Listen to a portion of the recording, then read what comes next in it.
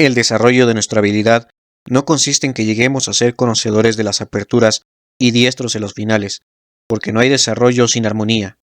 Debemos empeñarnos principalmente en jugar todas las partes del juego igualmente bien, esto es, jugar ajedrez.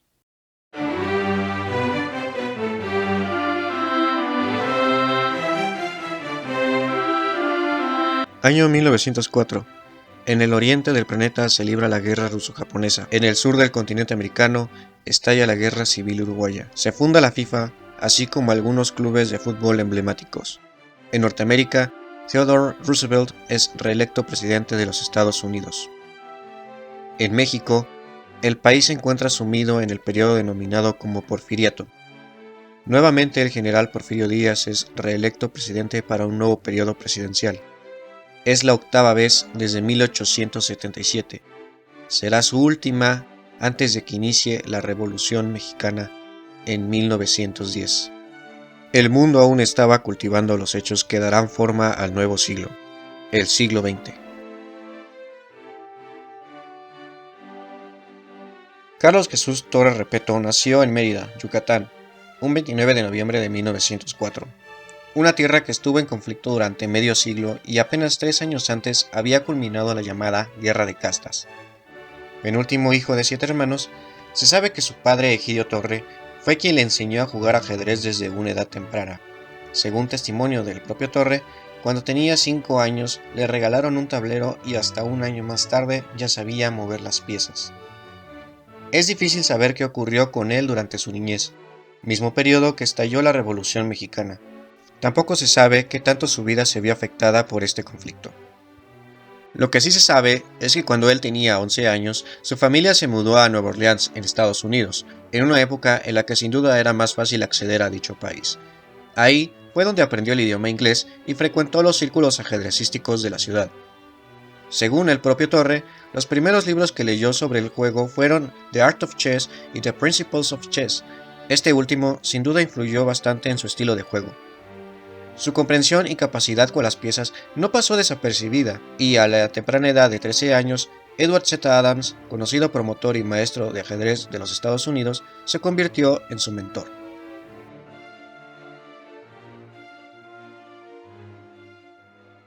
En junio de 1924, viajó a Nueva York, donde se unió al Marshall Chess Club.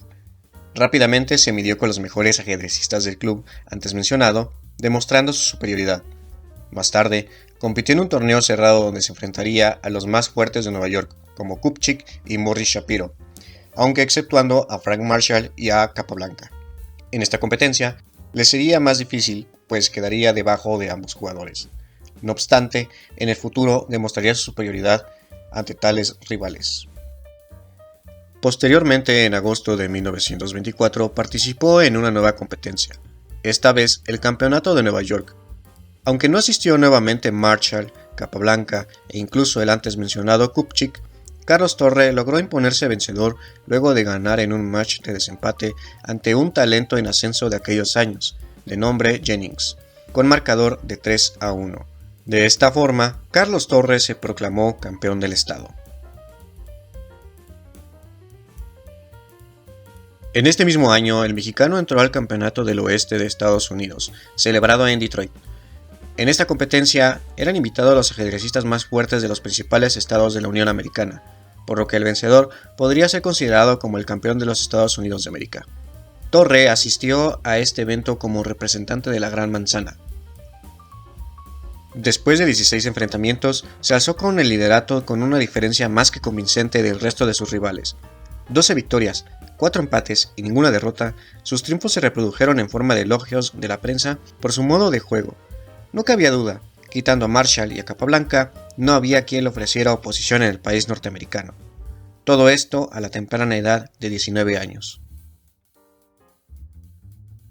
Como cereza en el pastel, venció a un respetable David Janowski, anterior retador al Campeonato Mundial en el año 1910.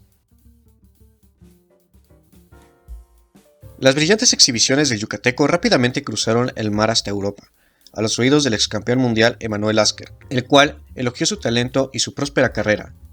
Para 1925 se organizaría el torneo de Baden-Baden, en el cual asistiría a los mejores ajedrecistas del mundo, jugadores de la talla de Aljochin, Rubinstein, Marshall o Reti, por nombrar algunos.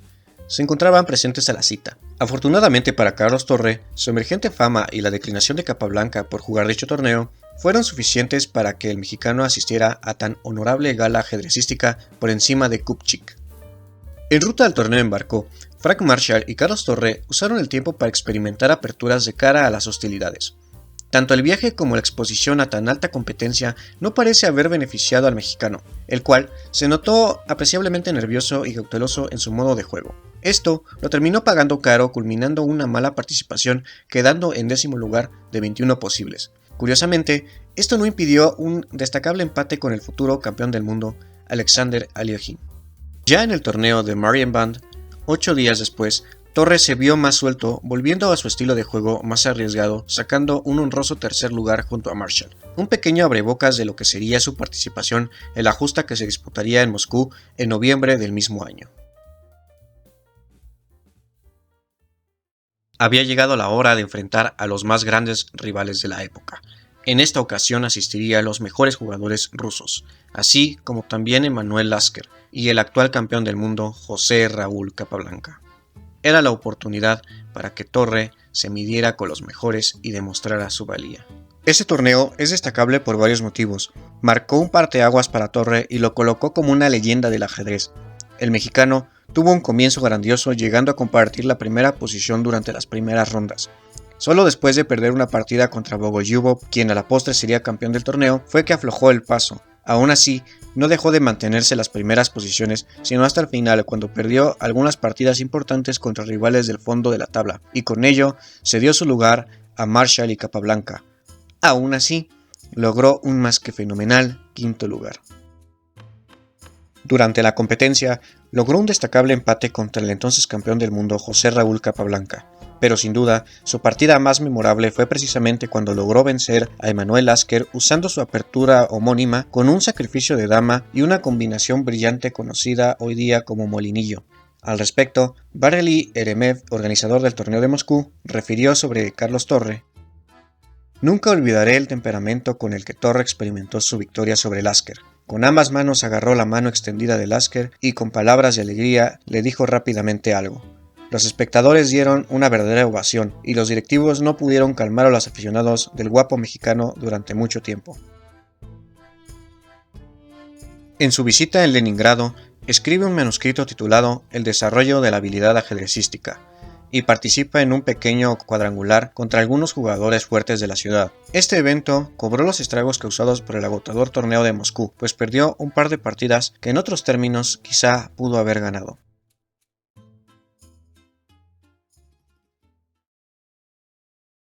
Luego de pasar las fiestas en Rusia, regresa a la costa de Veracruz, en México, donde es recibido como un héroe por los aficionados jarochos. En su estancia en la capital del país participa en un cuadrangular con los mejores ajedrecistas de la ciudad. Carlos Torre demostró ser el mejor mexicano en el ajedrez, aplastando a sus connacionales, venciendo en todas sus partidas.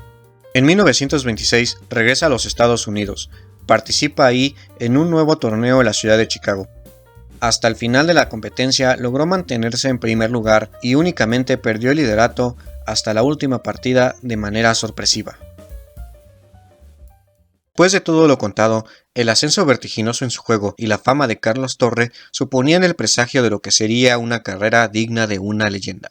A su corta edad de 21 años ya se había medido de manera exitosa contra grandes jugadores de la época, inclusive saliendo avante ante el cubano José Raúl Capablanca.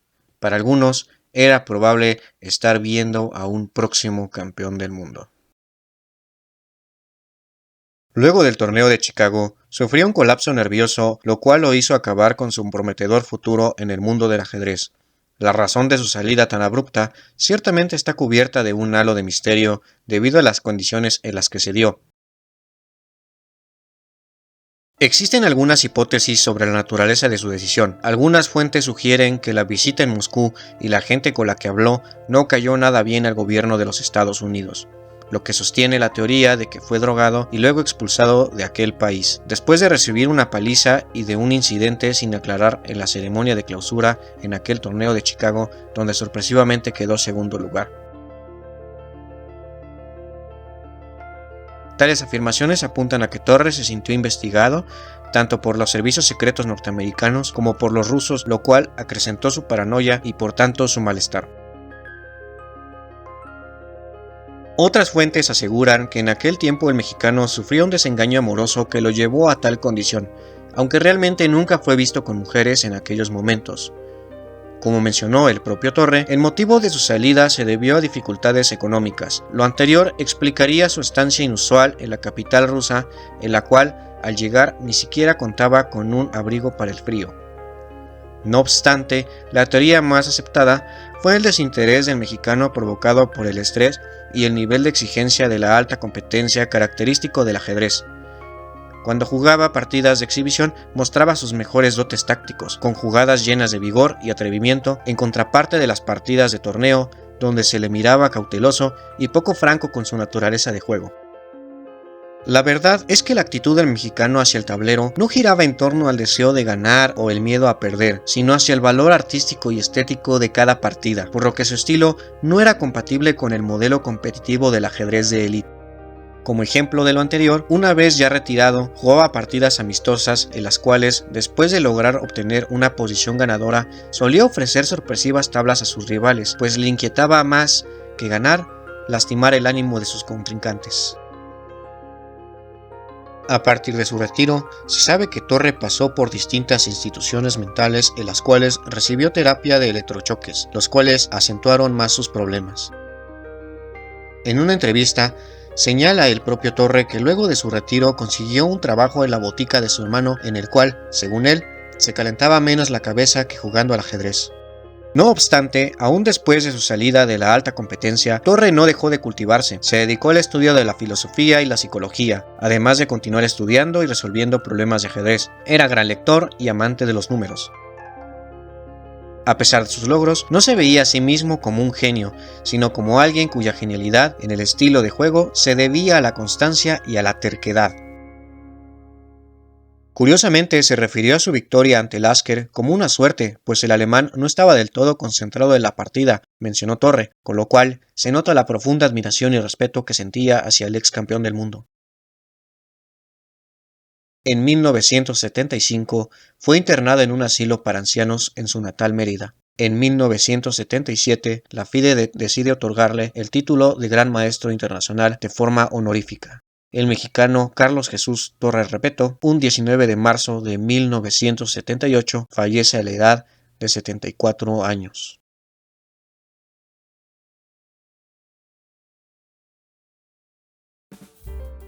Su legado no necesita de ningún misterio o especulación para ser notable. Hoy en día es usual ver a niños convertirse en grandes maestros a edades tempranas. Sin embargo, la historia del yucateco destaca porque fue en una era antes de los grandes ordenadores, por lo que en aquellos años era comprensible que se viera al nacido en Mérida como una gran promesa digna de ser considerada como un futuro contendiente al campeonato mundial. Y aunque tristemente su carrera fue corta, tuvo la capacidad de inmortalizar su nombre con emblemáticas participaciones y una gran partida contra Lasker. Además, contribuyó a la teoría de aperturas, siendo el inventor del sistema conocido como ataque torre y la defensa mexicana, o también llamada defensa tango.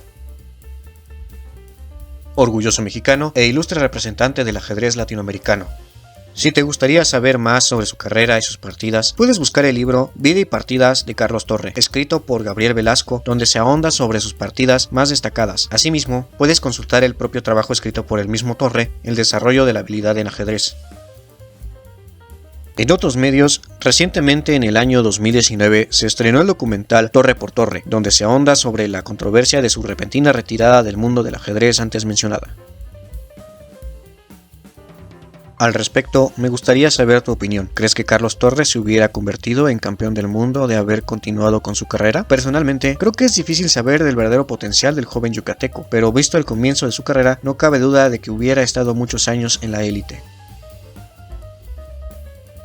Si te gustaría ver más contenido de este tipo, por favor, deja tu like.